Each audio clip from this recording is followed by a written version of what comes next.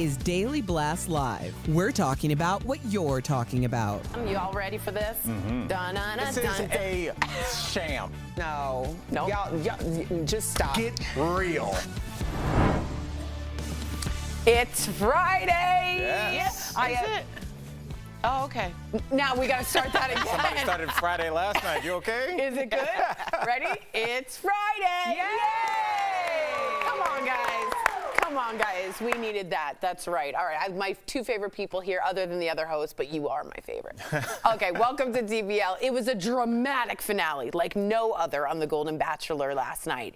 Gerry got down on one knee and he proposed to Teresa after dumping Leslie the night before. But he had Teresa worried during the proposal. Have a look at this.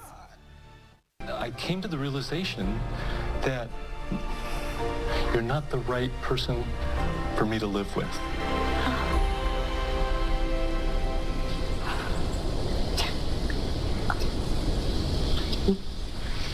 You're the person that I can't live without. Oh my God. Oh my God.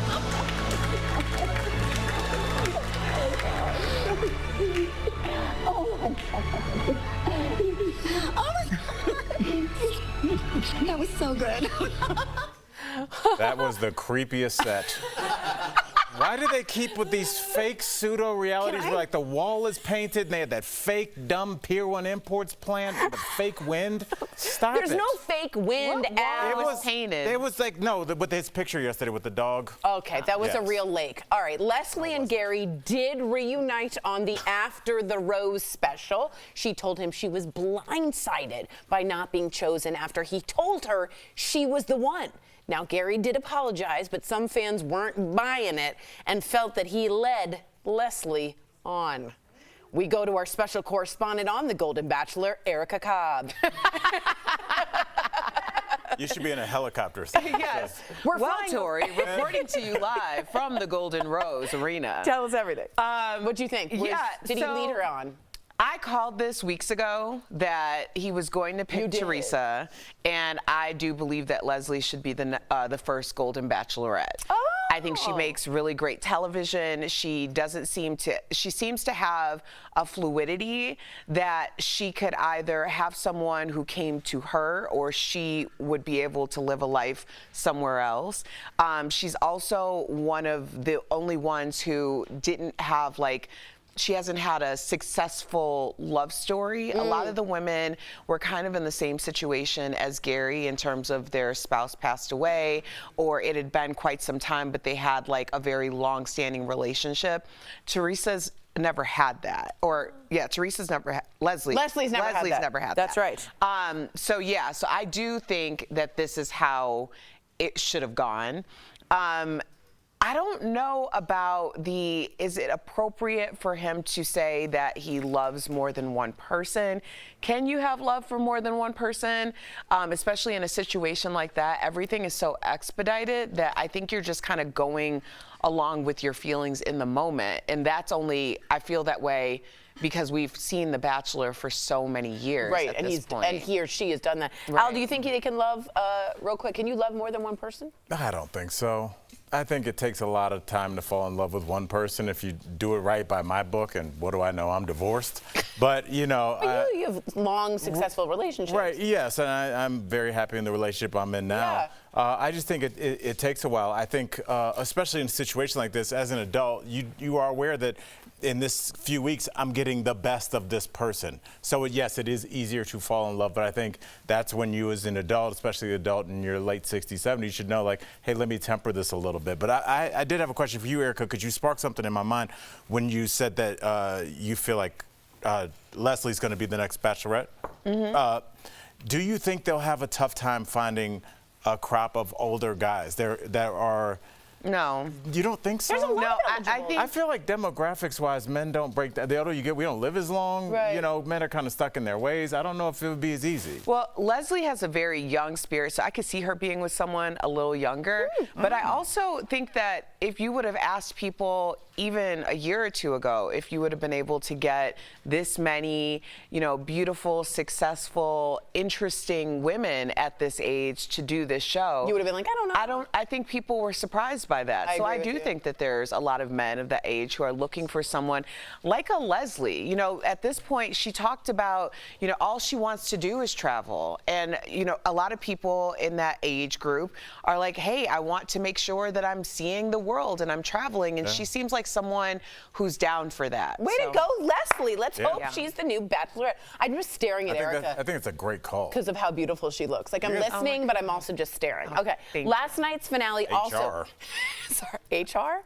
Last night's finale also ended with a big announcement. Guys, Gerry and Teresa's wedding will air live on ABC on January 4th. They told People magazine why they felt the need to rush to the altar. Let's take a look at their explanation. You know, when you're in your 20s and you put something off for a year, it's a very small percentage of your life. In your 70s, if you put something off for a year, it could be 10% of Yeah, that's right. So the clock ticks faster. Is that the romance, Al? What do you think? I don't think so. I think it's the truth. And, you know, I think the idea that, you know, we all pass away at the end of this journey is something we talk around and dodge and, you know, when our transition, no, we're all going to die at the end of this. And I think maybe if you say things kind of frankly, it kind of accelerates things like, hey, let's get on it. Let's go out and try and find somebody, or let's really do this thing I've always wanted to do. I don't mind talking about death. It's not something that's really scary to me. But I'm glad that he's talking about it on television, usually in a medium where you don't want your viewers to hear that because it makes people uncomfortable. You don't want people to turn the channel because they're uncomfortable. Well, I also think that if you find love later in life, especially after maybe not getting it right the first time around in terms of marriage, and not to say that's their situation because both of them lost their spouses, right? But when you've had a marriage and you understand what it is that you need, want, or looking for, not looking for, then when you find it, I feel like you really, really know. So whether that happens at 40 or it happens at 70, I think it's kind of the same. Yeah. What's that line? What's the line? You know the line. When Harry Met Sally. When you find the person you want to marry for the rest of your life, you want the rest of your life to start right now. And it's a lovely thing to say. Did I say that right? Yeah. Somewhat like that, right? Yes. Something similar to that. Sorry, Nora Ephron. I hope she's okay. Coming up on DBL, our interview with Knots Landing actress Donna Mills. What does she think about the Golden Bachelor herself? And of course, we have to get to this duo, DeSantis and Gavin Newsom. They faced off in a fiery debate. Why was Newsom there if he's not running for president? Al has a theory, don't you? I do. Did you just come up with it now? No, I've Okay, always... I can't wait for it.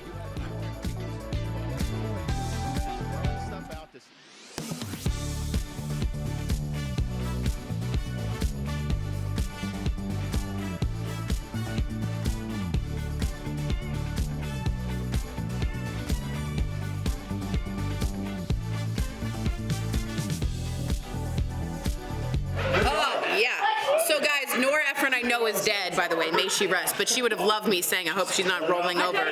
She wrote a great book, just so you know, that said, I really hate my neck. That's the name of it. It was all about aging and having scars. Anyway, back to finding eligible older men. Do you really not think that there are some out there? Obviously, there are some. I just think, and I can only speak for myself and the guys I know and the men I've known, but I feel like the men I know are a lot more stuck in their ways and kind of have their regimen. My dad was like a. Would your dad ever go on the Bachelor? No. Can you imagine a Bachelorette? I don't think you understand how disconnected my dad was. Is that right? Like he didn't. He wouldn't even know what you were talking about. Well. Would he not know the words The Bachelor? Like, No, would that he not wouldn't know that. He wouldn't Unless even. it was like on during the baseball game, like an advertisement. He would have no resonation. No, resonation. my dad did not. Yeah, this world is like, even if you don't want to know like about the Barbie movie or something, like you would know. Right. My dad wouldn't know. Wow. He didn't care. Do you think that generation is ending, or do you think that generation? Not ending. I mean, maybe I think there's a guys younger than me, or maybe around my age, that are way more open to things. Yeah. You know, but we are kind of staggering the line between the men's the head of the household. Yeah, right, You know, right, and so right. like we're the first generation to change that paradigm. So there'll be more of those guys in the generations underneath me. Yeah. You know, so it's a It's good interesting thing. to see. It is a good yeah, thing. It's to I see it always- in real time. And also, I We're like saw, now my son wouldn't even know what that meant. What do you mean the man's the breadwinner? He wouldn't know. He wouldn't have a concept of what that meant. or he wouldn't know if I said, "Oh, women are more emotional than men." That wouldn't resonate, I don't think, with your No, generation.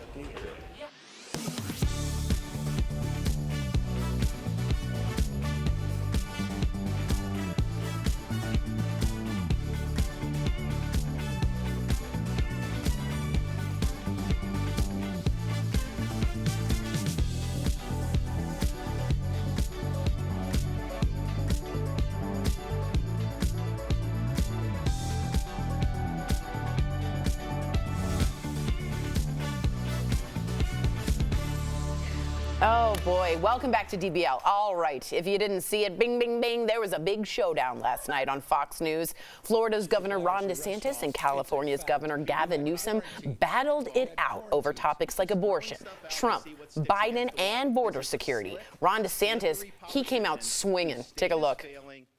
California has more natural advantages than any state in the country. You almost have to try to mess California up. And yeah, that's what Gavin Newsom has done since he's been governor. He's the first governor to ever lose population. They actually at one point ran out of U-Hauls in the state of California because so many people were leaving. I don't like the way you demean the LGBTQ community. I don't like the way you demean and humiliate people you disagree with, Ron. I really find this fundamentally offensive, and this is a core value that distinguishes the values of my state and, frankly, the vast majority of Americans against the weaponization of education.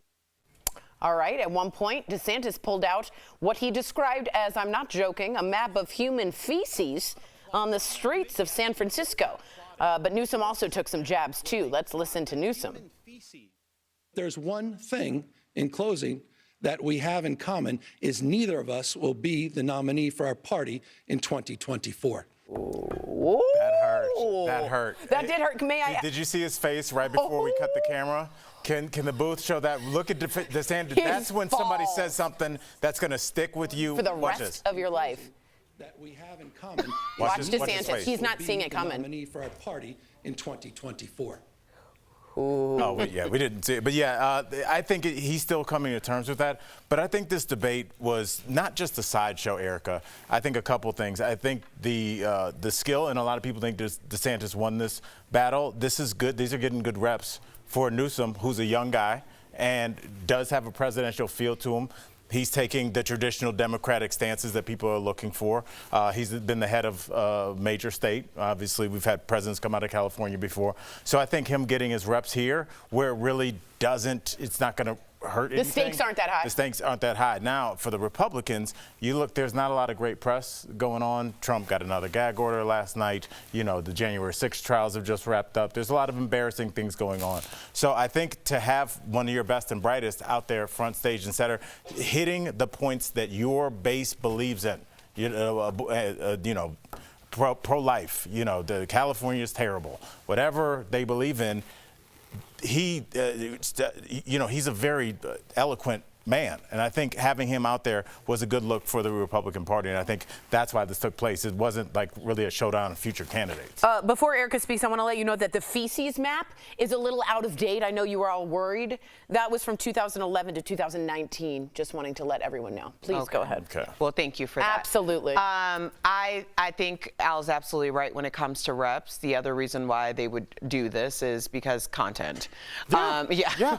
Like you're talking about this is something that people are going to tune into, not in masses, but people will tune in. They want to see and hear from both of these people, whether it's to, throw tomatoes at their television or to agree with what one person has to say about it. The idea of reps is so important. It's kind of like during the election season when we're so sick of all of the ads, the political ads. But the reason why they run like that is so you get that name and face recognition recognition. Totally. Because sometimes when people get to the poll, that's all they have. Yeah. So Most of the time, a lot of it, yeah, yes. exactly. So I do think that that's the reason why they both agreed to do Eric, this. I do want to jump in because we have a second to talk about the feces map. That's a funny thing to bring up, but I hope when this country looks at things like the feces map and we talk about the homelessness, remember what we're not talking about, and the fact that a lot of the homeless are ex-veterans that we didn't take care of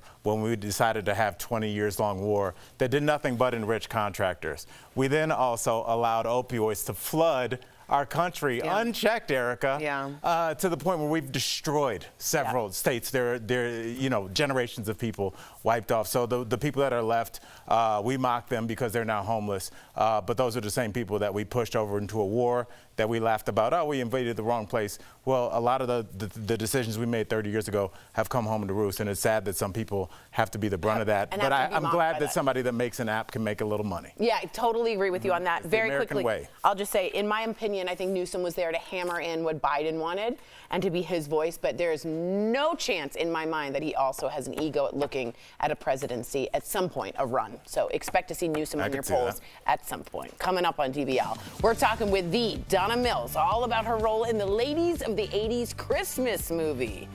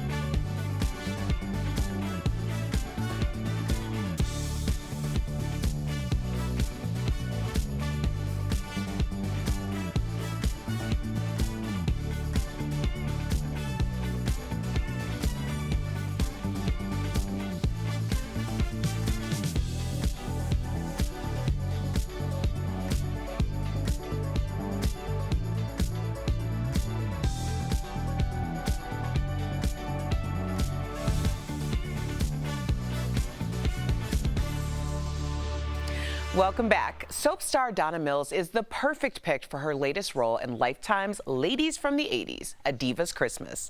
Earlier, we caught up with her. Take a look. Donna, welcome back to DBL. Thank you. Hi. Hi. So let's talk reality TV, because in the past you've shared that you are not a fan, but we've been talking a lot about the Golden Bachelor. So what are your thoughts? Do you know what? Everybody's talking about the Golden Bachelor. I haven't watched it, but seeing his picture there, I'm going to start.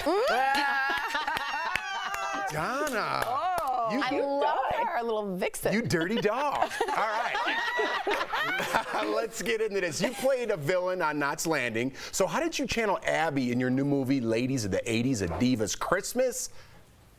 Well, in the movie, we're all supposed to have been on a soap opera together, the same soap opera at different varying times and that. So I could kind of say in my mind that the character that I played on this soap opera, which was called Great Lakes, that it was an Abby-like character.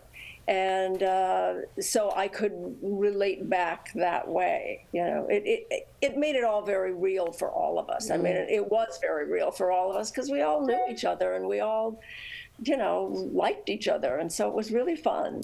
Well, that's what I want to ask you about, you know, playing a character. Did it cross over to your real life? Because, you know, I've heard you say that playing a diva on Knots Landing actually cost you friends. Well, yeah. I mean, people did think that, you know, I saw people when I was out in, you know, public and stuff like that, like a lady would come and put her arm through her husband's arm and kind of move him away. I was sort of known for stealing people's husbands, so. Better safe than sorry. Donna, could I ask you quick? Sorry, I don't want to cut your question off, but how many people in your life have asked you, hey, could you like fake slap me like soap opera slap? Do you get that a lot? Yes, people do, but there's an absolutely funny gag reel that we did where there was a slap going on.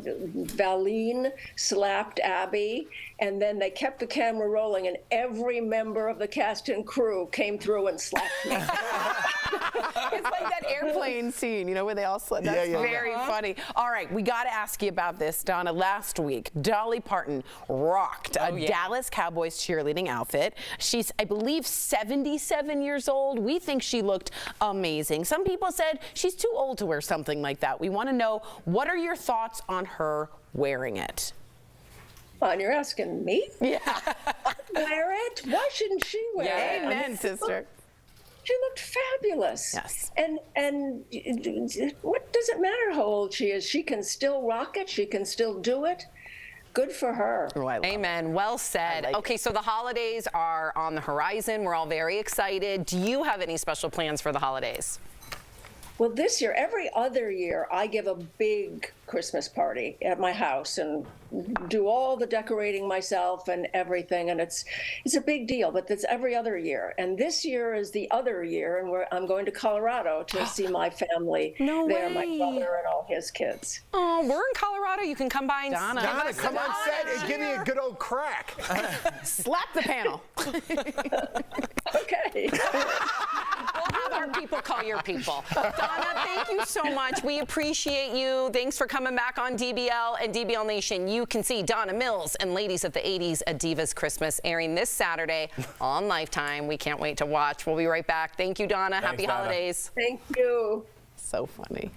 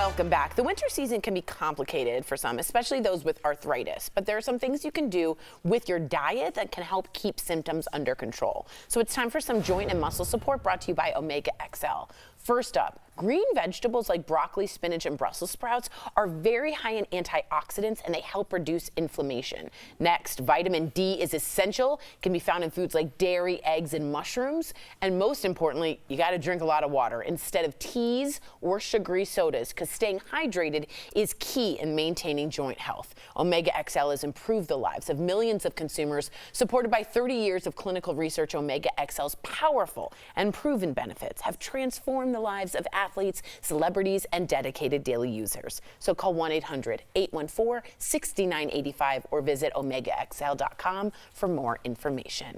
Before we go, another vote is in, and sorry, George Santos, you're out of here. Oh. We can all clap for that. Just Tory? Okay. The now former congressman was expelled from the House of Representatives today in a vote that saw 105 of his fellow Republicans turn on him. He is currently now facing 23 felony counts, including wire fraud, making false statements, money laundering, and being a horrible human. Well, I mean, or He said his mother died. exposing a super flawed system. The fact that a liar to that on that level could make it. I mean, what is that more on him? If somebody can wander in from the street and say, "Oh, I'm a journalist," and sit right next to you, is that on them or is that on DBL? Mm-hmm. So I just think it just shows that our system is flawed. That somebody that was lying to the point we could just Google it. I mean, I don't know. I'm kind of concerned about your shock and awe at this. I mean, we live in a world of frauds. True. There's so many con people walking around. But they shouldn't make it to Congress. Right. That scares me. And they are, the con should not make it all the way to Congress. And when you watch a Netflix special, you're like, oh, that was a good fraud. I would have fallen for that. Right. This guy just like, you could have Googled. He was lying about everything. He said his mother died 3 times and once in 9/11. Yeah. Do you know how insulting that is? It's ridiculous. So George Santos, bye-bye. We'll see you, bye-bye. We're also saying goodbye. DBL's new every day. We'll see you same time, same place Monday. You all have a wonderful weekend. Bye, y'all.